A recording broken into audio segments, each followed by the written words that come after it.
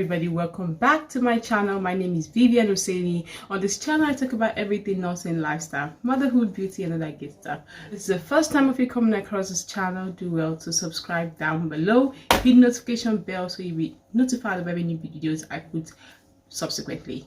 Today we're going to be talking about the new publication by the UK government concerning immigration come January 1, 2021. If you're interested in this and you're not yet in the UK, I'm sure this is a very biting topic. Well, I'm here to lay down your fears. Alright, let's get right into this video. Okay, so this publication came up recently on the UK government website. I've shared it on my page on Facebook and a lot of you asked me to do a video to clarify this, and so this video is coming for that purpose.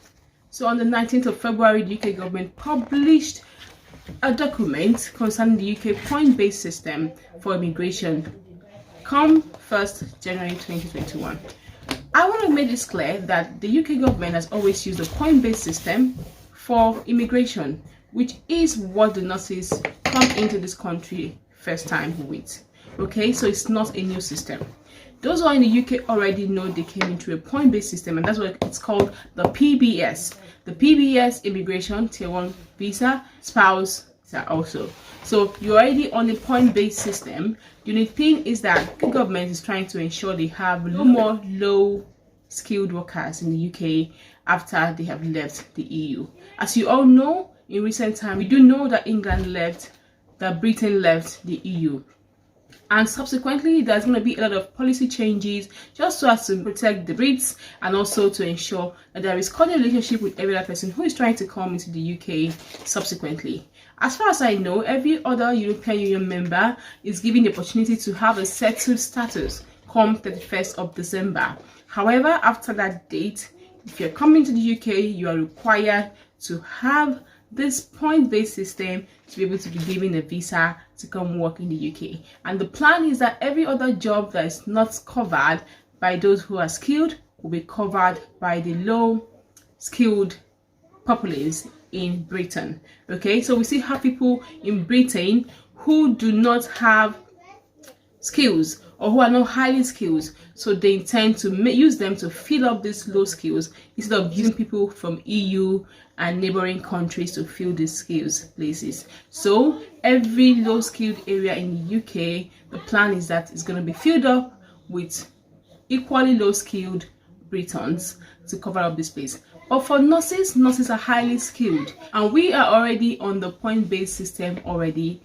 before this new rule. The only thing is that this rule is changing to accommodate every other person who doesn't have a job or who has a job. So I think this is good news for us, because come 1st of January 2021, every EU and non-EU citizen is going to be treated fairly.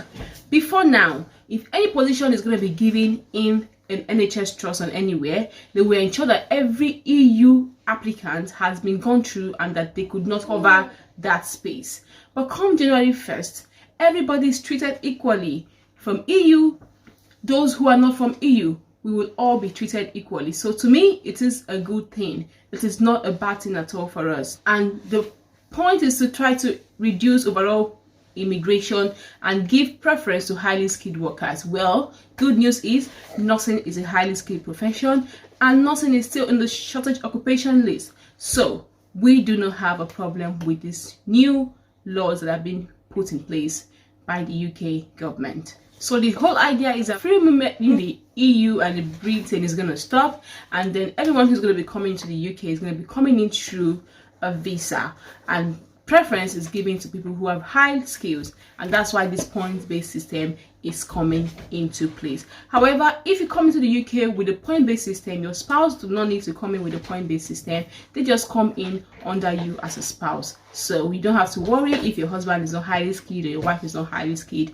It's you who needs to be highly skilled to be able to bring your family into the UK subsequently. This new process is going to take. So there are various parameters that's going to be given to you to be able to get the appropriate points you desire to get a visa.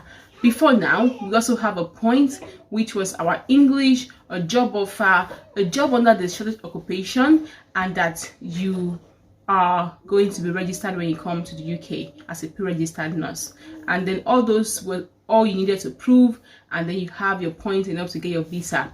But come this new era, you still have to have a job offer, you still need a job at the appropriate skill level, you still need to be able to speak English and use any document to prove that you're speaking English, like the IELTS or the OET. You still have to have a minimum of 20,000 per annum to 23,000. So for those who are under the shortage occupation, you are covered. However, for other jobs, they have to start from 25,000. And then if you have a PhD degree, that gives you a higher point on the STEM, and then you can get your 70 points. When I did my calculation, nurses could have up to 90 points, and all that is needed is just a 70 points. So that's good news. You do not have to be scared at all. Nurses could have up to 90 points on that scale. One, you have a job from an approved sponsor, which is 20. You have a job at the appropriate skill level because you're paid your good money at your appropriate skill level, which is 20, which is 40. And you speak English, 50. And you have an appropriate salary, which is 10, which is 60. And then your job is in the shortage occupation, which is 80. And some of us do have PhD, so we can get up to 90. All right, so you do not have to be scared at all about these new changes. These new changes, as far as I'm concerned, is just going to bring about equality, and the job opportunities are going to be more open to everybody, and not the fact where they give the clause that except this job has been sorted among favorable EU candidates, and then before they can consider other people. Now everybody's going to be treated equally. So if a job is put out, both EU and non-EU citizens have equal opportunities to get that job. And for me, I think that's fair, because most of us who come from Africa are highly skilled with our certificates, but previously the EU gave preference to its members, and people from other countries wouldn't get this job until those from EU got this job. But in this present regimen, come January